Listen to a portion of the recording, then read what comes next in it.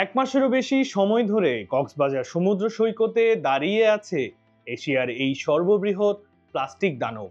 দেখে মনে হবে হুঙ্কার দিয়ে, হুঁশিয়ারি দিয়ে বলছে একদিন এই প্লাস্টিক গ্রাস করে নিবে পুরো পৃথিবী, ধ্বংস করবে মানব জাতি।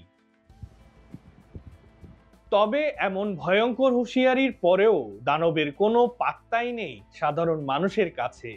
যেখানে ভাস্কর্য দেখে প্লাস্টিক দূষণ রোধে সচেতনতা বৃদ্ধি হওয়ার কথা, উল্টো এর পাশে প্লাস্টিক বর্জ্য ফেলছেন সাধারণ মানুষ।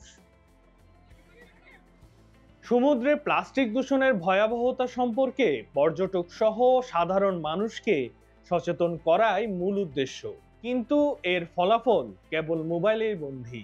পর্যটকদের মতে সৈকতে প্লাস্টিক বর্জ্য দূষণমুক্ত রাখতে নিজেদের সচেতন হতে হবে।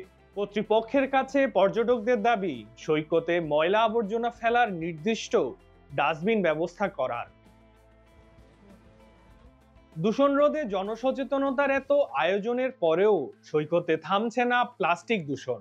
বিশাল সৈকতের আনাচে কানাচে পড়ে আছে প্লাস্টিকের বোতল সহ অপচনশীল বিভিন্ন বর্জ্য, যা সাগরের পানিতে মিশে ধ্বংস করছে জীববৈচিত্র্য।